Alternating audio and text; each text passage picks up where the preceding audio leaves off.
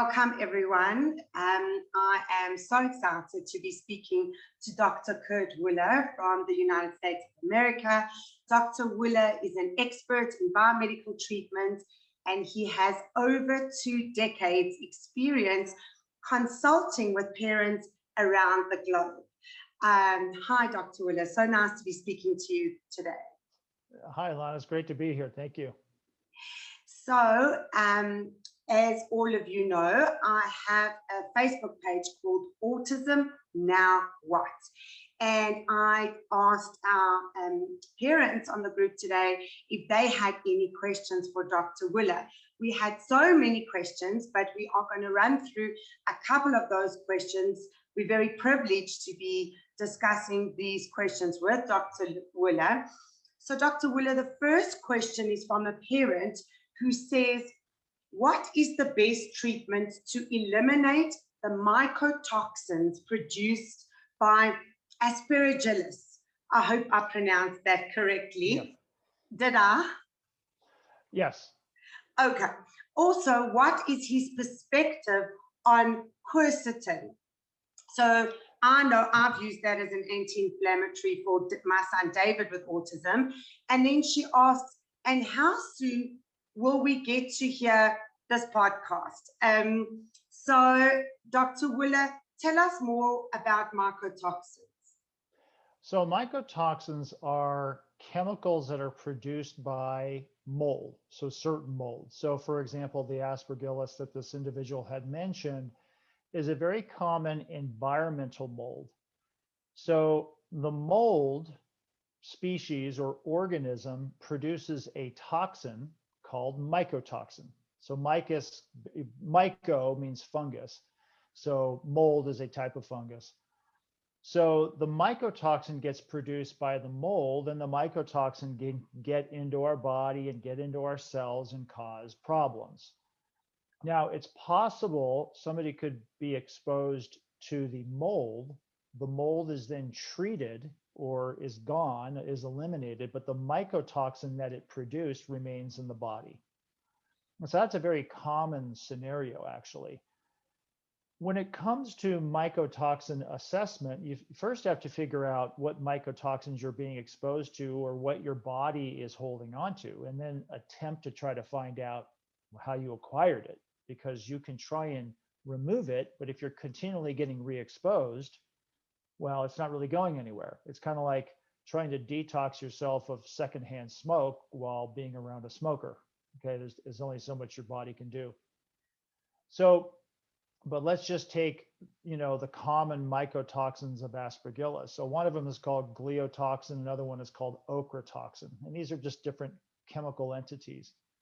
You can remove them with things like glutathione. So glutathione is a chemical that helps to detoxify many of these types of chemical compounds. N-acetylcysteine is another chemical that can help to remove it from the body or render it less toxic. And it does it primarily by processes in our liver. So our liver is set up for detoxification reactions. We can use binders. So certain binders like activated charcoal or bentonite or zeolite clay help to bind the toxin primarily within the digestive system. So if you figure, let's say we absorbed food that was contaminated with Aspergillus mold. So we swallowed into our digestive system. If we have a binder that's sitting in our gut, it will help to bind some of those toxins before they have a chance to get absorbed. And there's no guarantee it's going to do it 100%, but that's sort of the basic idea. But then if you get some mycotoxin that does get absorbed, it's circulating throughout your body, and eventually it's going to find its way back to your liver, and part of it's going to get processed through your liver and dumped back into your digestive system. And so the idea of a binder is to help trap the mycotoxin in the gut. The glutathione is to help remove the mycotoxin that is essentially stored in your body. Now, that's the mycotoxin component. That's not accounting for the potential presence of the mold, right? So you can still have mold exposure that itself needs to be treated. Now I mentioned there was two scenarios. You had mold, the mold and the mycotoxin. The mold could be gone. You could have treated it with an antifungal medication, or move to a different location where there was no longer mold in your environment, and then you still have the mycotoxin left. If you're still in a moldy environment, or if your body is colonizing mold primarily in the digestive tract because of environmental exposure, then you've got to try and treat the mold too. And a lot of times when it comes to mold mycotoxin exposure, it's treating your environment. So if you've got a moldy home and it's expressing mold spores and mycotoxins, well, you got to fix that too. So it's complicated, but I hope that kind of gives a little bit of maybe a little bit of a simplistic information or explanation on that.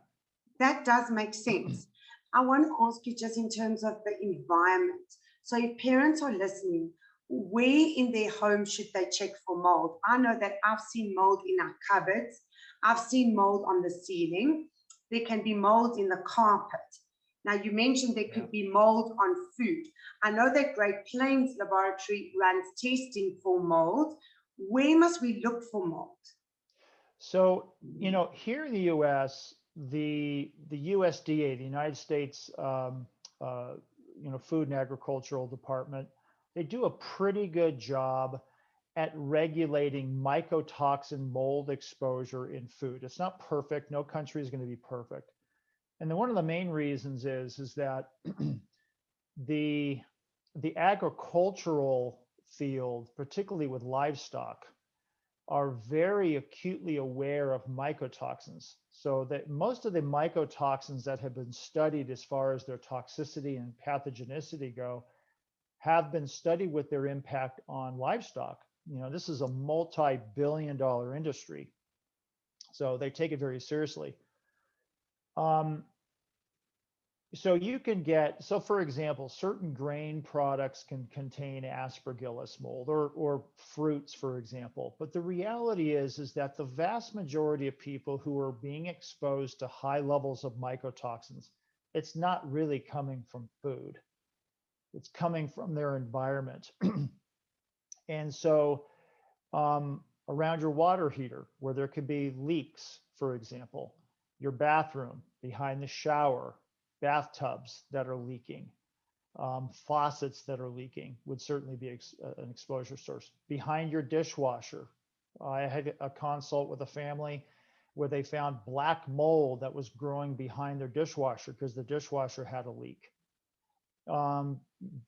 Either in the paneling or behind your refrigerator, any place where there could be a water source could be a source of mold. I've consulted with some families in Pakistan, for example, and some other countries like that. And it was kind of new to me. I didn't realize that a lot of those homes in those countries, and I don't know how it is down there in South Africa, Ilana, but they have the water heaters on top of the roof. And so people are getting mold that's sometimes leaking into their walls. So, and sometimes it's hidden. Sometimes it's just difficult to know. You got to have a company that can come in and actually analyze the home for these types of things, because you may not see it, you may not smell it. If you can see it, you can smell it, well, then it's a real problem, right? So you can get mold spores in your ventilation ducts. You can get them in your heater or your air conditioning ducts in your ceiling, or however, your flooring, where those things are. So there's a number of different exposure sources like that. So our kids are then inhaling that mycotoxin. They're getting it from the air. Yeah. So first off, you have to have the mold. So the mold has to grow, and then the mold starts producing the mycotoxin. So like I said, it's possible to get.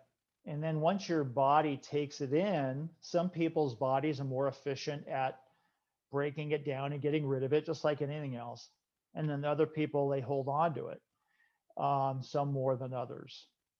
So, for example, there's actually an ongoing situation at a hospital complex in Washington State at a very large children's hospital.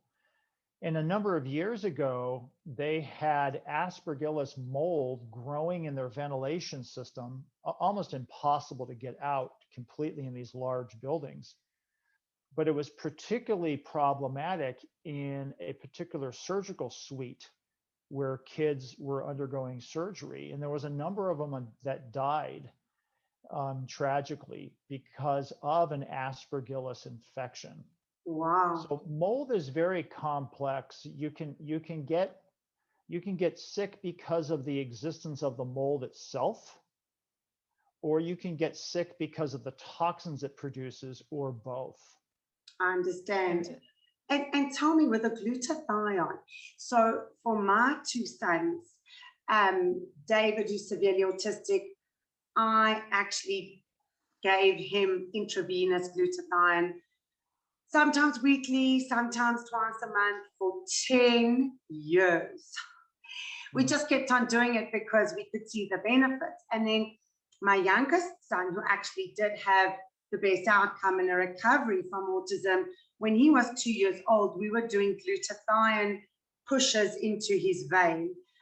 We only had to do a couple, and then I didn't need to do more. The nice thing about the younger one was that he responded very quickly, so we could pull him back from whatever was insulting him quite quickly. But you know, parents yummy go, we did intravenous glutathione, and it just feels like, really, am I going to put my child through this? And then I know that it is also possible to get liposomal glutathione. Glutathione is a nutrient that picks up all the toxins. So it's like if, for example, the municipality didn't come with a pick it up truck to pick up all the garbage that you put outside your house, it's going to start smelling because we need to get rid of toxins. And it's the same way for our kids. If they're not producing enough glutathione, the toxic load is going to increase, and that's of course going to lead to down the line an inflammatory response. You can let me know if that's correct. But how is the best way for parents to support glutathione? Well, I mean, the most practical way would be liposomal glutathione. Not everybody's going to have access to intravenous, and it's not warranted in every single case. Yes. So, fortunately, what exists today, we didn't have available to us, a decade ago, as far as some of the technologies and supplements. Lipoceutical, or what's also called liposomal, lipo meaning fat or lipid. It means it's a highly absorbable form of that nutrient. They use that technology even in medicines to help with absorption across cell membranes. So that's a very effective way to introduce glutathione into the body, into our cells. Now, if that's not affordable, you can accomplish, it's not exactly the same, but you can get some pretty good benefits with something called N-acetylcysteine, also called NAC. And that's a chemical that's a precursor to glutathione. It needs to combine with a couple other amino acids in order to form the glutathione chemical. But it works pretty good too. So I've often said if the most direct way is through an IV, right? Directly into your vein. You don't have to swallow something. It doesn't have to get absorbed from your gut. But it's not affordable, available, or practical in all cases, and that's okay. And from there, I think that the next best option, and really probably the best overall for most people, would be the liposomal glutathione. Highly effective, highly absorbable. It was just eye-opening to chat to you about that mycotoxin. It's just unbelievable, really, honestly. I'm so glad that this parent asked this question because I think you gave a very good explanation, and it's so good that parents can now be aware of this and that this is something that, does need to be addressed, and it does need to be treated for that child on the spectrum. Now, we have a parent that said, research suggests that GABA helps control fear and anxiety. We know that many of our children on the spectrum can have anxiety. lower than normal levels of GABA in the brain have been linked to depression, to sleep disorders. Can you explain the role of GABA as a treatment option for autism?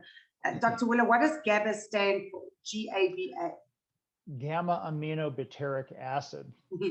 Well So it's a type of organic acid. Well, it's actually it's a neurochemical in our brain, but it's a type of acid and how it breaks down.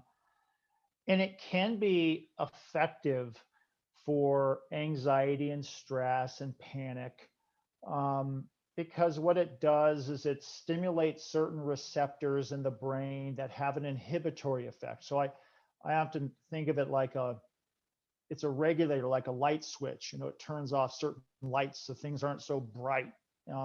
It just kind of inhibits activity in a balanced way. And that could be very good. So what happens is that some individuals have a problem in producing GABA. So they have either an enzyme deficit or something that's inhibiting its conversion. Primarily what's called glutamate or glutamic acid gets converted into GABA. And so, as a treatment, it is supportive overall in most cases for anxiety, panic, stress, these types of things. Now, like Ilana, you know this. It would be great for everything that we had available to us to work 100% of the time and 100% of the people, right? That just doesn't exist. That's not to say that GABA can't be helpful. It can be extremely helpful. That doesn't mean it's always going to be helpful, because there can be other aspects of things that trigger anxiety, stress, these types of things in autism or in other patients. So in general, it's often helpful. Every once in a while, I actually was contacted by a parent through my biomedical website, the Autism Recovery System, whose child had an opposite reaction on GABA. And when you look into the research and you look into the chemistry of what happens to GABA once you're at that level of GABA, any neurochemical, it's just like any hormone, any chemical, any neurochemical in our body, it gets produced and then it's broken down, right? We don't want an endless supply of these things building up. We need to have a balance. Our body is amazing at recycling things that it produces. So our body will produce a hormone or produce a neurochemical. It'll break it down and recycle its components to be used again somewhere else. And that's the same thing that happens with GABA. GABA actually gets converted into something called succinic acid. And what's interesting about that is succinic acid is a central component of our mitochondria. So if you think about mitochondria and what they do, they help produce energy. Well, succinic acid is a critical component of that, and it's partly linked to GABA. But some individuals have a difficult time making that conversion. Either there's some kind of blockage from a toxin that's not known, or there may be a genetic variant that affects it. And what could happen when that conversion to GABA to succinic acid gets altered is GABA becomes another chemical, another organic acid that can have adverse effects in the brain and nervous system. It can cause fatigue, it can affect attention, it can affect mood, and in a very, very serious or really, really, really high level, this particular chemical is actually linked, interestingly enough, to the date rape drug. So that's not to say that it's at that level in everybody, but even just slight deviations in biochemistry could have an adverse effect in a sensitive or susceptible child. So instead of getting calm and less anxious, now all of a sudden they're tired, or they're having poor focus, or they're getting irritable. And that happens every once in a while. So it's just something to consider. I use GABA a lot. in my practice and have had really good success with it. But every once in a while, I'll have a situation where it didn't work, and it makes me wonder why it may be not working in that child. By and large, and I use the percentage in my teachings and my practice, sort of the 80-20 rule. 80% of the time, something like GABA can be helpful. 20% of the time, not so much. And then even less than that would be a child or an individual who might have a negative reaction to it. So you can kind of work the percentages that way and figure that, most things of what we're trying to do or use will often be helpful or somewhat helpful. I loved your explanation. I think the important point really is that every child's biochemistry is going to look different. So we really need to investigate and drill down into what's happening for that individual child to determine their unique protocol. That's exactly right. So there are things that we know. I mean, there's just biochemical realities in all of us. But I mean, the more that I've been in practice for 24 years, something like that. Sure. The more experience I get, the more I study, the more I know, the more I realize how much more I need to know, and how humbled I am by the beauty but complexity of the human body and the human experience. So there's always another layer. And, if it were easy, then we would have figured it all out by now. I agree with but you. that doesn't mean we don't have things that can help, and that doesn't mean that we don't know a lot, because we do know a lot in this process. There's always going to be more to know. But yeah. Sorry, you said we do know a lot. Oh yeah, I just want to take a moment and savor that, because the parents listening to this podcast, many of them have been told, we don't know anything. Take your child home, make him comfortable, accept this, and this is how it's going to be forever. So totally untrue. There is a tremendous amount that we know about autism spectrum disorder, special needs, that this could be attention deficit, hyperactivity, sensory processing, pervasive developmental delay, all of that spectrum of issues. There's a ton of information we know. It's unbelievable how much information, and it's really unbelievable how much can be done to improve the health and wellness and overall condition of an individual with autism or special needs, no matter what age they are, child, teenager, adult. When you hear those kind of comments, you're either dealing with a health professional who truly doesn't know, okay, they just are clueless, or they're incredibly lazy, because there's a lot of practitioners out there that they're not willing to do the work. They're not willing to look into things, even if you hand them stuff.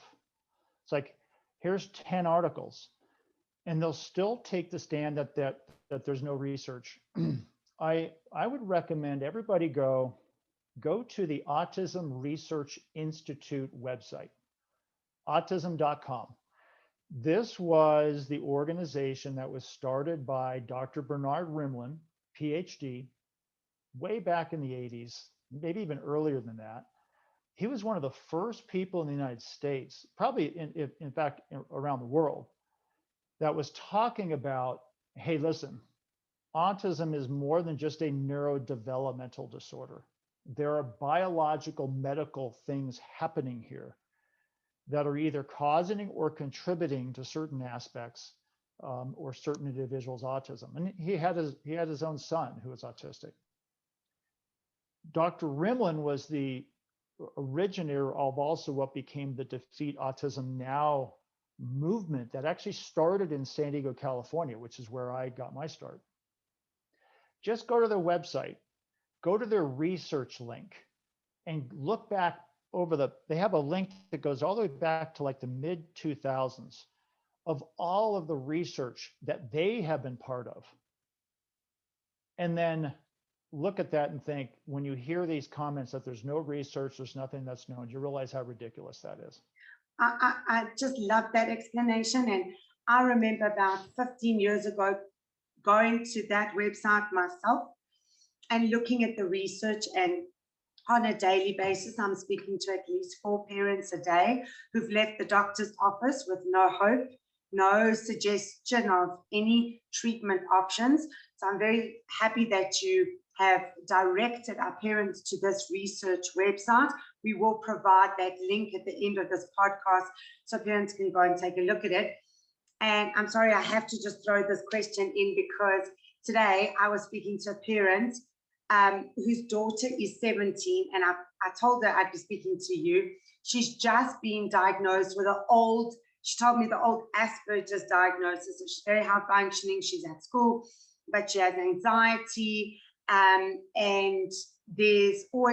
she's had thrush in her life, and she's also had, at the moment, she's a bit of a picky eater, but I told her I would be asking this question because she just recently put her daughter onto antidepressants. The psychiatrist that she's been consulting with recommended an antidepressant, and they don't really think this is working, but the child is taking the antidepressant. Now, she tells me that her daughter craves salt, and she says she will take heaps of salt, and this has been for like years, where she craves salt, and she'll just lick the salt, walk around licking the salt cellar. And I was like, oh my goodness, we have to ask Dr. Woeller, because I think we have to investigate if she has adrenal stress, if she's got any nutritional deficiencies. I asked her, did the psychiatrist do a full blood count, liver function, thyroid, insulin and glucose, mineral and vitamin levels, before recommending the antidepressants? And she's not the first parent to tell me, well, no, So Dr. Woeller, if you could just quickly tell me about that craving for salt. Yeah, I mean that you brought up the assessment list, which would, so you got to look at electrolytes, you have to look at minerals, you have to look at mineral imbalances and think about salt. When people are eating salt, right, sodium chloride, I mean, those are electrolytes that may be deficient in the body. That should be the first thing that's done. Now, eating of other objects, for example, non-food objects, that can be different mineral deficiencies like iron, for example. And then you've got adrenal issues. The adrenals put out cortisol. But there are other hormones that are involved in the regulation of electrolytes, sodium, potassium, aldosterone, for example. So if you've got adrenal deficit issues, your body can be in a scenario where you're wasting salt. And Alana, these are basic medical school concepts. I mean, this is stuff that you learn in first year medical school. I mean, this isn't a reach. I mean, this is just fundamental physiology.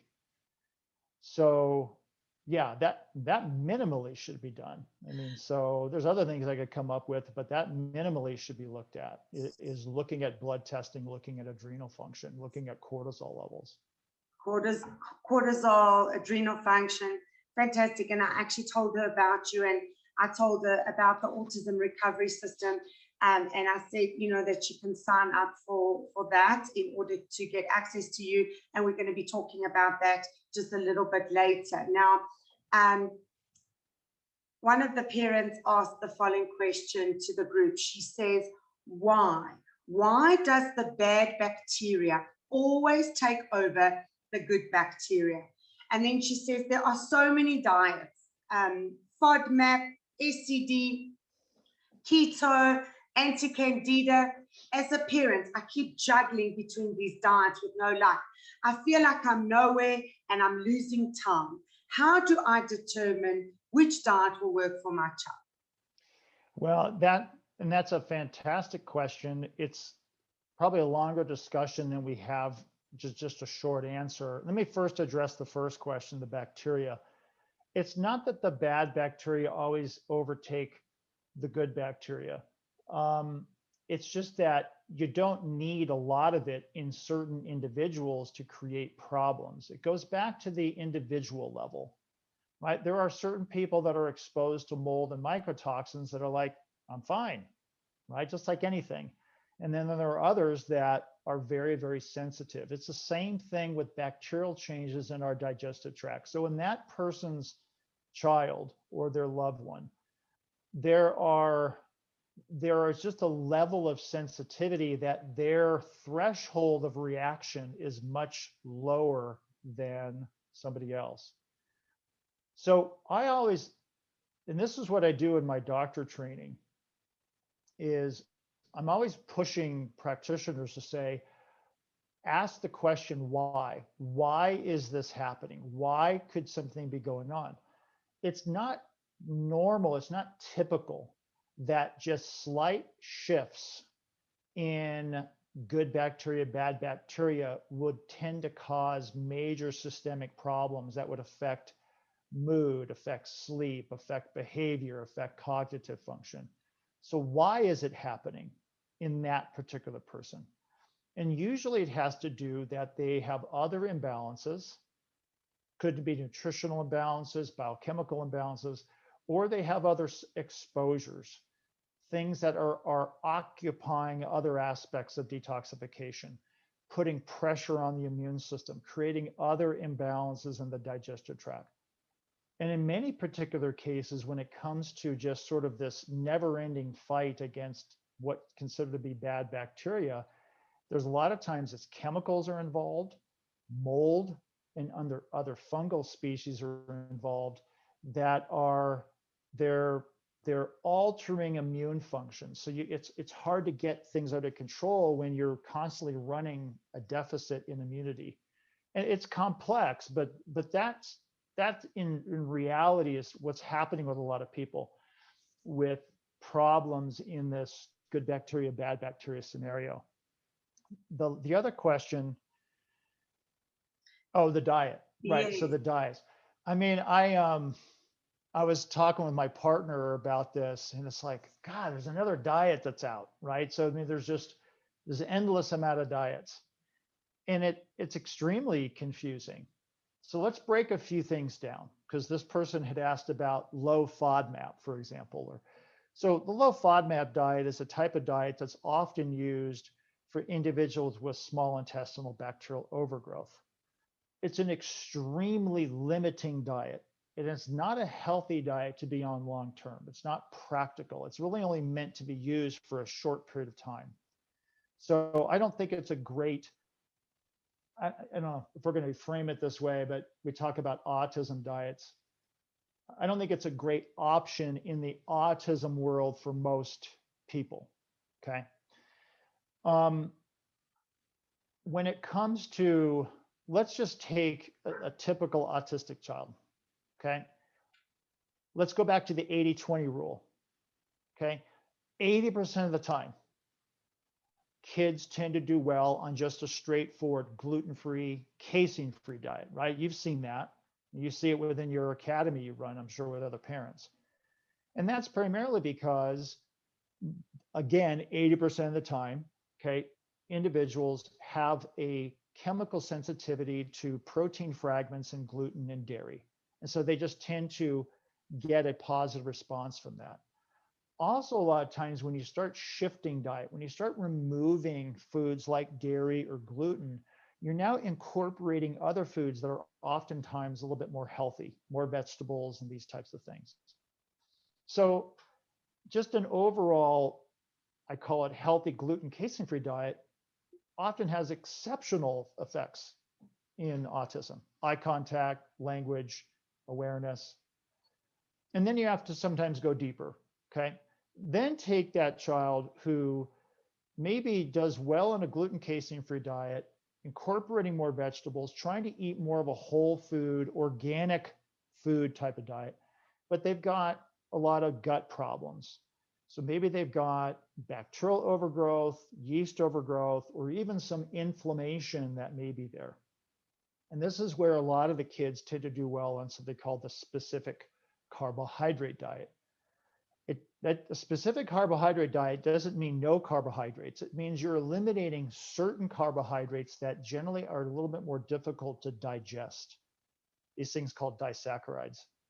And that often can be helpful in just decreasing sort of the substrate that gets left in the gut that a lot of these bacteria use to create methane and hydrogen gas and these kinds of things. And so that's often a very helpful diet. Now, some people say, well, what do you do for an anti-candida diet? Well, any one of these diets, a gluten casein free, a specific carbohydrate, could itself be considered an anti-candida diet. Now, it's not going to be anti-candida if you're doing, just gluten-free, casein-free, and then eating a bunch of sugar and, candy and sweet treats. That's not going to help. So there has to be some kind of reduction in sugar consumption. It's not exactly known in all cases to be the exact same amount for everybody. The other diet you'll hear a lot about is something called the low oxalate diet.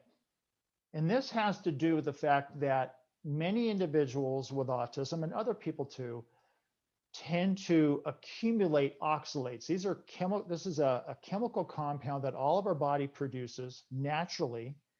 But if we don't produce a lot, we don't have a problem. But if you accumulate too much, it causes mineral imbalances.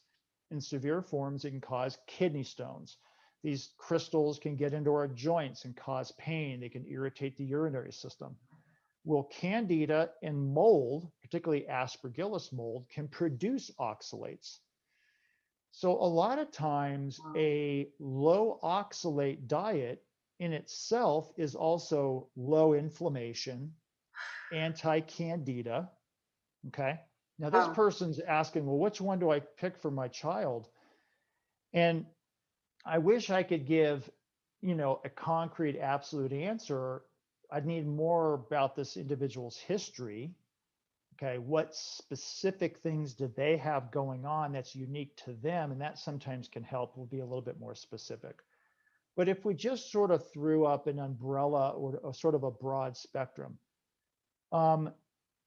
in most individuals, let me go back to the 80-20 rule, a specific carbohydrate diet tends to work pretty well across the board. It works well from a gluten casein-free standpoint. It works well from an anti-candida standpoint. And it can work pretty well from a low oxalate standpoint as long as somebody's not substituting a lot of high oxalate type foods. So I hope that helps somewhat. It is a confusing thing. And I could completely understand this parent's frustration of like, where do I go with this? Because, it's not always an easy thing to find that one right diet that's just going to hit the mark for every individual. And so I just want to say to this mom, keep going. Just keep doing what you're doing, because the more you try and the more you try the different diets, eventually you will find the right diet. And all the diets you're doing are helping your child. So just keep going. I also agree with you that, basic is gluten-free, dairy-free. I say soya-free, sugar-free. Today, I was speaking to parents of a 2-year-old that was just recently diagnosed last week. And my assistant had actually started speaking to the parent, taking their case history. I was running over time. They put me on the Zoom.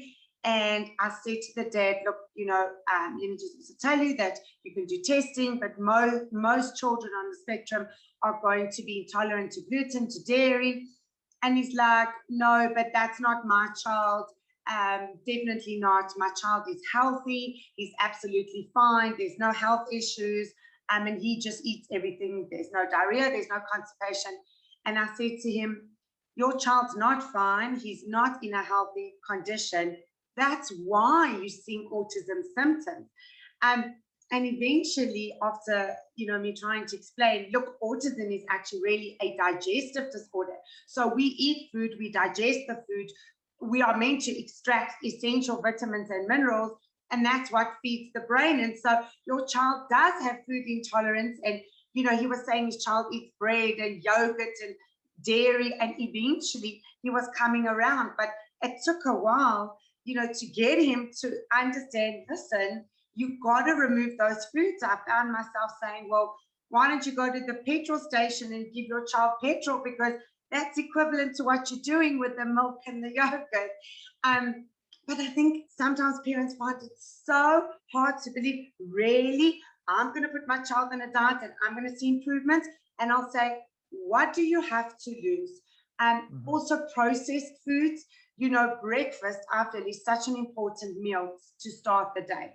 I'll say to the parents, chicken soup, bone broth soup with gluten-free bread or toast or rice-based protein shake, avocados, a whole food, and they're like, what?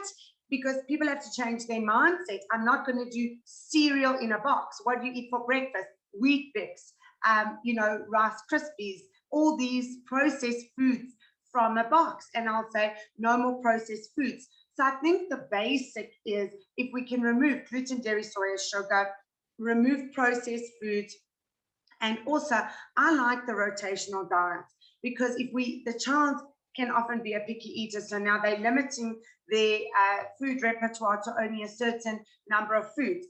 That's also going to cause the food allergy if they're eating the same food over and over.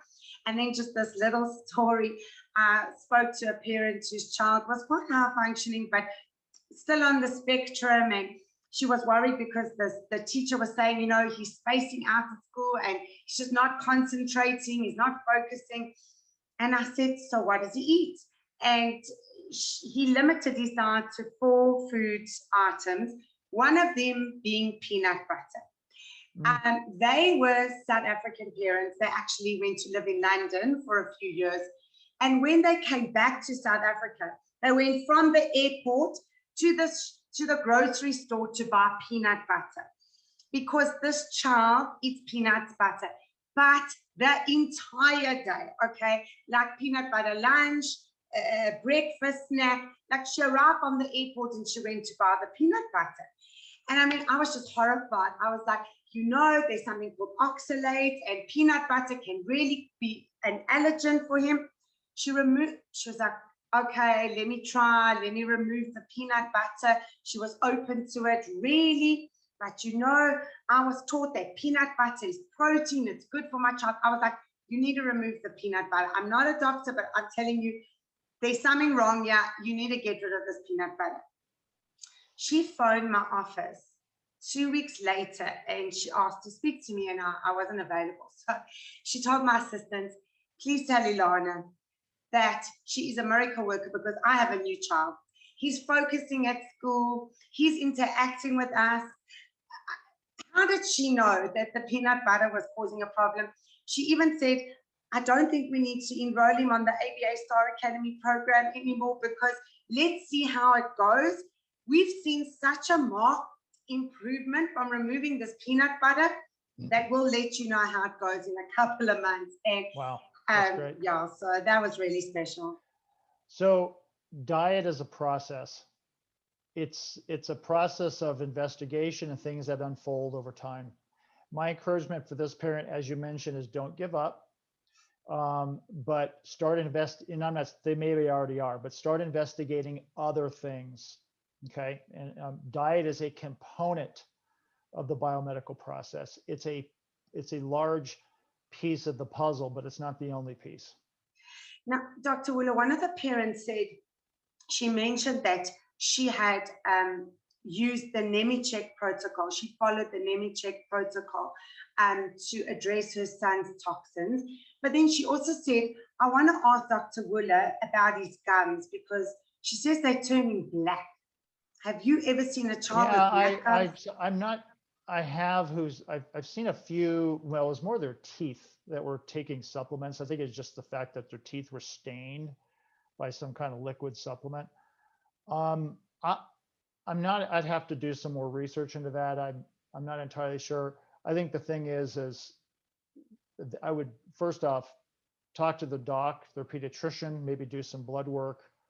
Um, and you want to get assessed by a dentist as well, just to look at dental health. So yeah, I'm not, again, I need to look for that a little bit deeper for some of the reasons behind that, but I've not personally seen that before. I haven't seen that one either. And another mom, her name is Jean. She has had a wonderful outcome with her son Benjamin, and she's going to be listening to this podcast. So Benjamin is really almost completely recovered. He's already in mainstream school. When he started with us at the Star Academy, I think he had 2 or 3 sounds, and her pediatrician had diagnosed the autism, and he has really done so well. He started at around 2.5, and he's now 5 years old, and he's in mainstream school, and he's almost completely lost the diagnosis. So she is asking the following question. She says, what would be the best way to come off certain supplements? So Dr. Woeller, this is the case where, she's been correcting those deficiencies, but her child is responding. She says, our kids are on a lot, and it's hard to tell, how long must we carry on with the supplement? Is it still making a difference? Would I have to pull everything out to get a baseline, or just one at a time? I wouldn't go off of everything at once.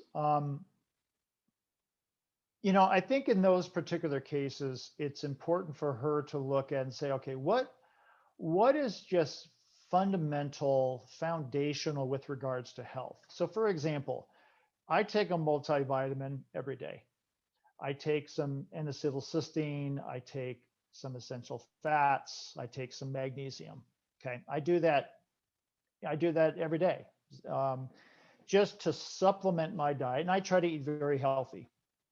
So I think, parents kind of look at that and say, well, what would just be foundational, just sort of ongoing to support health? And now, again, that could just be a multivitamin, some essential fat, whether it was cod liver oil, something like that. But perhaps they've added a bunch of other things along the way.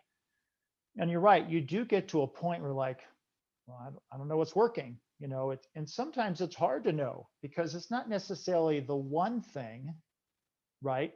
Like B6 or B12, but that one thing amongst everything else has a synergistic effect. So it's very difficult sometimes to isolate things down. But if she's wanting to back off, I would try and do an honest assessment of what positive things she saw along the way. What did we have an increase in eye contact from B12, or did we see less visual stimming with cod liver oil? And try and figure out that way of what really created a discernible difference and maybe what didn't. And the things that didn't really seem to make much of a difference, you could start to peel out one at a time. A lot of times what you'll find out is the longer time goes on, usually the things that were added last, okay, are not necessarily having some profound effect. So you could very easily, because you've already, let's say in the beginning, you already started your foundational stuff, and then you added stuff along the way. Well, maybe you're 12, 15 supplements in, maybe over a year's period of time. Well, you could start to take out the things that were added last first and sort of work backwards. That's good advice. So here's a lovely question. I know a lot of parents want to know the answer to this one. And this is a hard question, but what is the best way to treat Candida? Don't give up. First off, understand what Candida is. Okay, Candida is a fungus. Okay, it's a type of yeast, but it falls under the biological group of organisms called fungi. The same thing that mold falls under. So these are organisms that are natural to our world, okay, and natural to our body. We're never going to get rid of every last single Candida yeast or yeast organism in our gut. It's not going to happen. It's not meant to happen. Also, these organisms have been around a lot longer than we have. They're incredibly smart, they're incredibly sophisticated. And just like us as dynamic individuals, they are also dynamic, ever changing, very smart organisms themselves. So it really comes down to sort of trying to create that balance. If you're still having problems with candida or other yeast, it just basically means that your body is still out of balance. One of the key aspects of dealing with chronic yeast is when you are treating it, whether it's with an antifungal medication or botanicals or a combination, is to avoid the starting and stopping scenarios. And what I mean by that is, let's say you take a medication like nystatin, right? It gets prescribed for 2 weeks or 4 weeks. So, well, I'm going to use this. And you go on it for 4 weeks and then you stop. Okay. And then 2 weeks later, you start something else. You use that for another 2 weeks and you stop for a week. And then you kind of make a decision, well, I'll try this thing over here, and you use that for 3 weeks and then you stop. That usually isn't going to cut it for most people if they have a chronic kind of deep-seated issue. And it's because these things are very smart. They're very sophisticated. They can burrow themselves and find ways to repopulate. And so what I've often found is when it comes to yeast intervention is you have to keep your foot on the accelerator. You have to keep after it, okay? And that doesn't mean you're using the same thing all the time. You could use nystatin plus botanicals plus something else, but you're stopping one and starting something else without a gap in between. So that is sort of fundamental with regards to just treatment. Keep going after it, keep getting after it. The other thing is you have to try and improve the functional status within the gut by improving the diversity of healthy bacteria. Now that can be accomplished by probiotics. That can also be accomplished by just increasing the diversity of food, not what you were saying before, like cereal and that kind of stuff, but plant-based foods, right? And the way that we increase the diversity of our microbiome, the ecosystem in our gut, is by eating a diversity of healthy plant-based foods. That also is helpful. The other thing that is critical is what else is in the way. If we've got food sensitivities, okay, the food sensitivities can occupy aspects of our immune system that might reduce our ability to combat the candida. We could also have other environmental exposures.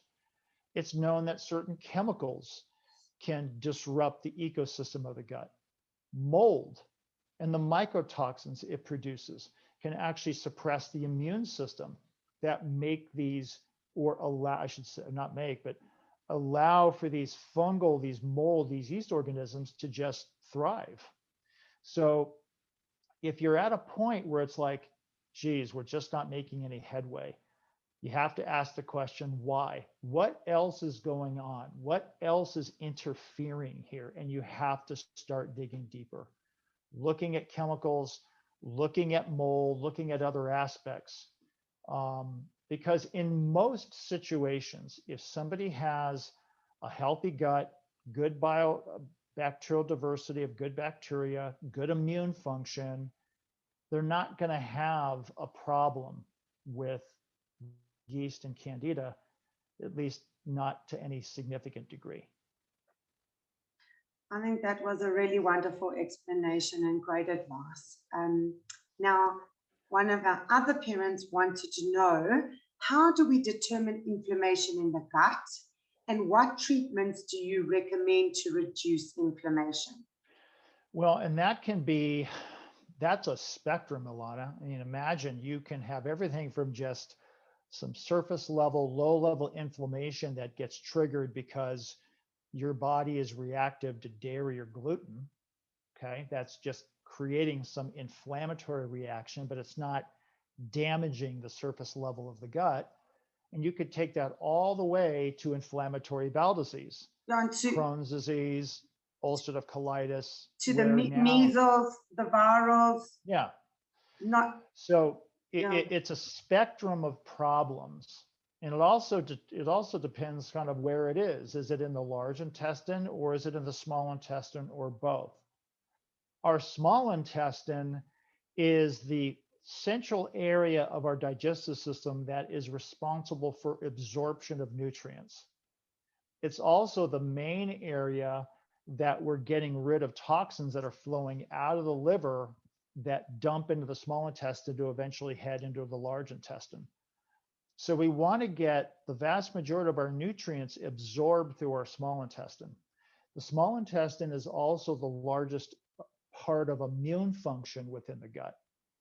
Once we get into the large intestine is now there to kind of help, prioritize things that need to be reabsorbed, like water, for example. We reabsorb a lot of water back into our body from our large intestine to make sure we're not getting dehydrated.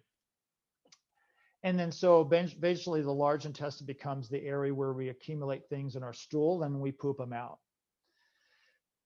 So the best way to test for it, a general test that you can do is a comprehensive digestive stool test. So Great Plains has this. There's other labs that have this test. And it looks at certain inflammatory markers. And there's three common ones. There's calprotectin, there's lactoferrin, and there's lysozyme. Calprotectin and lactoferrin are more tied to inflammatory bowel disease. This is inflammation that's within the lining of the digestive system. Long-standing can create structural changes in the digestive tract that could compromise immune function and absorption. Lysozyme is another type of inflammatory chemical that is often more linked to what's called irritable bowel. It could also be elevated in small intestinal bacterial overgrowth. So the way I think of it, it's kind of like surface level, inflammation. If you think about your skin, right? If you sort of, rub something on your skin over and over, it gets red and a little inflamed, but it's not into the deeper dermal layers. So lysozyme would be more like surface level inflammation, often bacterial overgrowth, maybe some food reactions. The lactoferrin, calprotectin are more sort of deep-seated inflammation. So that would be something that could be done from a stool analysis standpoint. But then there are kids who have actual inflammatory bowel disease. And so they have Crohn's or ulcerative colitis or a variant of that. And the only way to know for sure how severe or exactly where it is you have to be scoped. And this is where kids undergo kind of a endoscopy, colonoscopy type of procedure to look for that level of severity. So depending on what you're dealing with and how severe, it could be anything from a child needing to be put on steroids for a period of time to just shut the inflammation down, to just a change in diet could be helpful. I had mentioned earlier about the specific carbohydrate diet, that parent who asked that question. That particular diet was actually developed to help individuals with inflammatory bowel disease. It's been modified over time to be used for individuals with just say bacterial overgrowth or irritable bowel syndrome. So it kind of has this, it has a very broad spectrum use. And then, there's a million and one different supplements, which probably don't have time to go into, but that can be helpful. But the thing is you have to try again and ask the question, why? Why is this happening? Is there an infection? Is there multiple infections? Are there many food sensitivities? What are things that are known to be causing or contributing to this problem?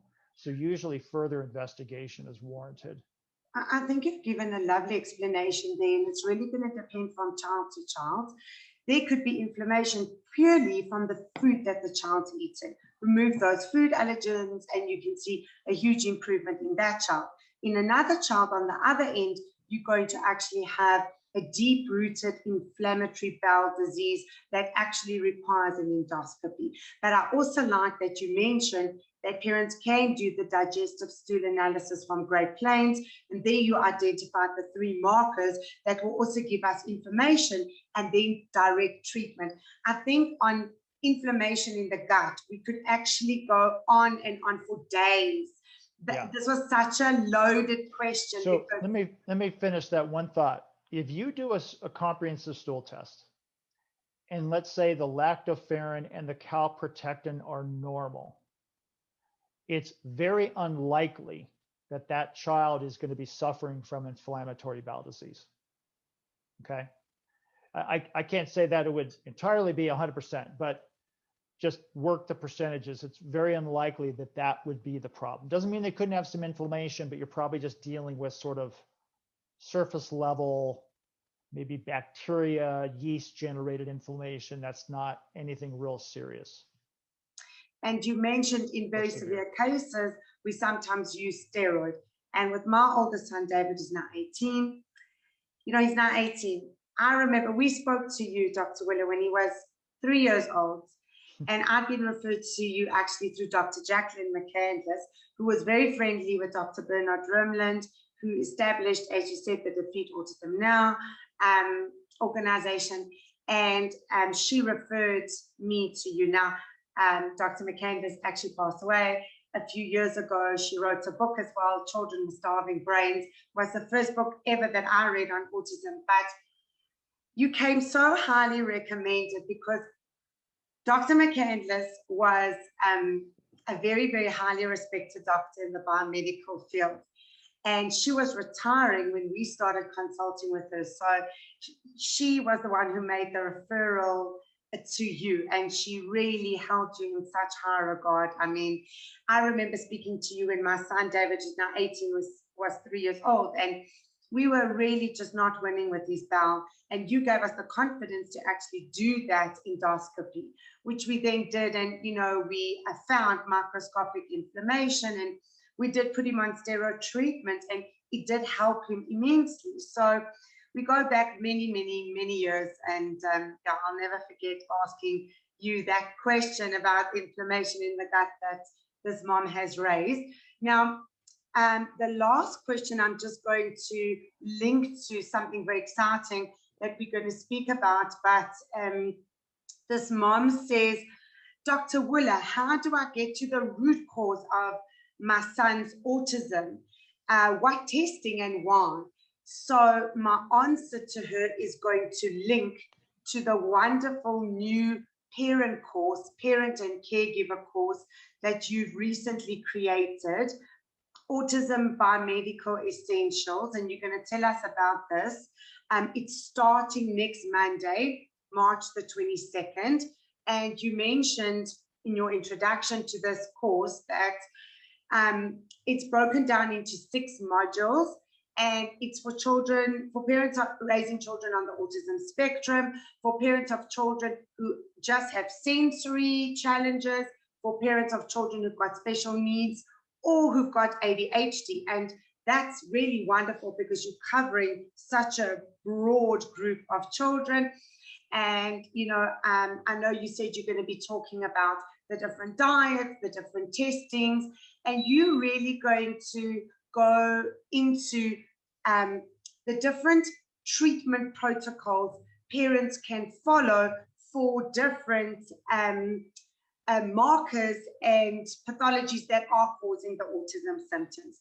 Will you please tell us more about this course that you've created?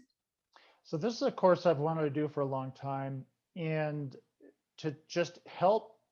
One of the things I realized is that myself, as a individual, as a doctor, as a parent, we're all incredibly busy, right? So it's just, there's only so much time in a day, in a week, or a month to get things done. And so I know parents and caregivers with, you know, loved ones, whether it's a child, teenager, adult on the spectrum, or with other special needs issues, are extremely busy. And, you know, the internet can be an incredible source of information. It can also be an incredible source of misinformation.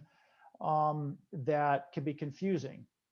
And so this course is designed to help parents access information in a very short order, in a very quick, easy, digestible way that helps, in my experience, sort of outline what are some of the essentials that need to be done, need to be followed with regards to this biomedical process. It is a process, right? You have to become educated in these concepts. You don't have to be an immunologist. You don't have to be a biochemist. You don't have to be an expert in everything, but you have to have some basic understanding of the flow and how the order of things and how usually things work out. Again, work the percentages, right? The percentages are most individuals do well with diet, most do well with fundamental supplements, most do well with this or that. You're always going to have unique circumstances that could be worked on individually. And so that's what this course is. It's basically me providing insight into my 20 plus years of experience of what I've seen work, what I've not seen work, what are some things to consider, how do you prioritize your efforts, how do you maximize what you're doing based on the time that you have, along with a ton of resources, because based on your particular situation with your particular loved one, you may need to go in a particular area that you need more, resources for and understand. You mentioned the protocols. One of the things that I'm going to be doing is just outlining the different types of protocols that are out there. What are these things? What do they mean? What is folinic acid? What is leucovorin? What is hyperbaric? I mean, what are they supposed to do? Why would I, as a parent, want to perhaps pursue that protocol or do more research into that protocol? Because, Ilana, you know this, there are fundamental truths that exist and have worked for many, many individuals on the spectrum or with other special needs types of issues. But not every single person needs to do the exact same thing in the exact same way all the time. We know that a healthy diet, fundamental supplements, gut health, methylation support, these by and large help to create the foundation to move forward in a positive, confident way. But I have parents that many times will, and it's not anybody's fault, it's just by how much information is out there. It's very difficult sometimes to digest and prioritize, and is it really applicable in every set of circumstances? Not every child needs to do high dose folinic acid. Okay. Not every child has a major problem with candida. I mean, many do, but not all. Not every individual needs to, do, thousands upon thousands upon thousands of dollars of testing, but certain tests need to be done. Some tests are more important than others. And there's a prioritization to testing that often provides good context as to where to go next. So I talk about fundamental testing. This person asked, well, how do I get at the core issues of my child's autism? Well, that is a loaded question because there could be aspects of genetics that are involved. There could be aspects of food sensitivity and gut problems, et cetera, that might need to be investigated in that particular individual. But if we talk about just the area of testing, right, there's 1,000,001 tests. And there's tests that I think are critically important to do up front. And then there's tests that can be done as either follow-up or secondary or tertiary tests based on the initial information we get. So for example, the organic acids test, which you know a lot about, that's a fundamental test to have done. I mean, you never want to skip it because it provides so much information.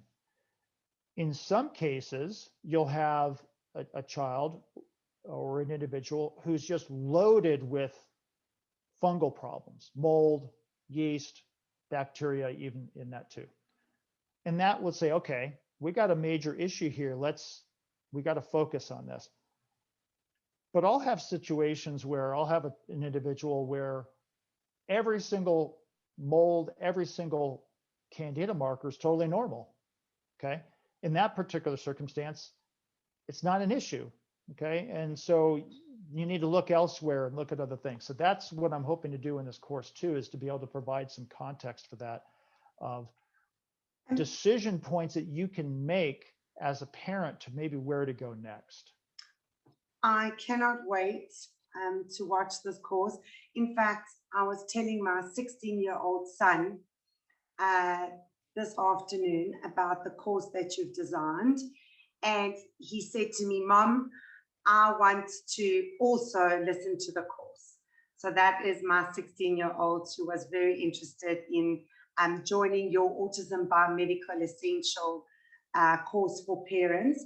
How much does it cost, and how can parents access this course? Go to autismbiomedessentials.com. It's $299. There's actually a discount code you can get for a limited time. I'm not part of the whole like logistics of the website and that sort of, but there's a discount code on the site that you can use to purchase it. It starts on Monday the 22nd, and it's a 6-week course. There's a little bit of a gap about halfway through, just based on my schedule. And then once we do it, we'll go through the whole thing live, and then it'll just be available via recordings. So somebody doesn't have to join the live lecture. Okay, so I'll do the lecture live, and then it'll get recorded, and they can have access, to the recordings, because not everybody's on the same time zone, right? I mean, I'm Pacific Coast time. It's in the morning here, it's in the evening there. So they can access it. So that course, again, it's that fundamental aspect of biomedicine, and really with kind of coming away with some concrete action steps to take, and just with, easily digestible information that, again, a busy parent, I'm designing this in a way that's, it's not real heavy in biochemistry and all this stuff. It's so, you can get into those things kind of, individually on your own. It's not that we won't talk about some of that, but I want parents to be able to get, concrete, credible information that they can implement and access easily, and then make decisions, whether it's within their own family or take back to their health practitioner and said, hey, I want to research this. I want to do something in this area. Or just like I mentioned, a ton of resources to say, if you're interested in this concept, here are some additional resources to go check out, to become educated about, because this whole process is about education too. And as a parent, you need to be confident in what you're doing. And when you become confident in what you're doing, you're going to be more willing to do it. And so, again, you don't have to be the biochemist doctor to figure it all out, but there's a lot of things, a lot of hope and healing that can take place. That is actually, it's incredibly important for parents to be on board, because as you mentioned earlier, Alana, with that family, you're talking about diet. You can't do the diet for them, right? They have to do the diet. The parents have to make the decision that this is important for them to do, and then follow through with it. Absolutely. I think it's so important that you've made this course available, especially April's looming around the corner. 2 April marks World Autism Awareness Day. April is World Autism Awareness Month. And with, World Autism Awareness Month is all about education and creating an awareness around autism, around the fact that there now are so many children being diagnosed with autism, individuals living with autism, and the fact that your course is being launched right around World Autism Awareness Month is just fantastic. I love that you are empowering parents. And I agree with you, the children will only do as well as, the children's success depends on the parents' involvement. So you are really creating a way that parents can understand the information and then make decisions on treatment options. Parents are often so afraid of the biomedical intervention protocol because they'll say, but I'm so afraid to harm my child. Am I going to harm my child? And sometimes we have a scenario where the mother's on board and the father isn't on board. And I often find when the parents are not on the same page, it becomes very difficult for one of the parents to actually embark on the biomedical treatment protocol. But now with your course, maybe the parent that's not completely on board with the biomedical can take the time and do the research and listen to your presentations and be educated so that they can then make the decision as to whether or not they want to follow that for their child. And I'll say to the parents, you're so worried about harming your child. Get this, your child is already harmed. The question now is, how are we going to undo the harm? So let's rather talk about Right. that. Yep, that's exactly right. So Dr. Woeller, I just wanted to also share with the South African parents, because recently we've come up with a system. So just to let parents around the globe know, and our Autism Now What Facebook group has got members of around the globe. I mean, we've got parents in Europe, parents in America, we've got parents in India, in Pakistan. And so all these parents can access your assistance through the Autism Recovery System. And then for parents in South Africa, we have now made a system where I can take down their case history, and then I can facilitate the parents conducting the basic testing. We then send that information to you, and once you've received the test result, you can give a report where you are going to make recommendations for them to discuss with their medical doctor in South Africa or their healthcare practitioner around the recommendations that you have made. So tell us a little bit more about this. Yeah, I mean, first off, I mean, that program with you, Ilana, I think is going to be, tremendous through your Star Academy and your assistants. You have a tremendous amount of experience, not only professionally within your academy, but your own family and your own kids. And so I think it's going to be extremely helpful for parents in South Africa to be able to access this service, to be able to, for me to look over things, look at testing and look at, a health questionnaire that you submit, and be able to provide some feedback, to help, again, kind of like the Autism Biomedical Essentials course, to provide some context to what we're looking at and prioritization of things to focus on. So I think that's, looking forward to that. I think that's going to be fantastic. And then sorry to interrupt you there. They can also, once you've submitted that report, they then can also have access to you on email through your Autism Recovery System. Yeah, the Autism Recovery System, this is a website that we have, it's been in existence for many years. It's a biomedical information site. It's a membership site that people can join. And within that site, there are articles and educational videos. The most heavily accessed part of that website is a member forum.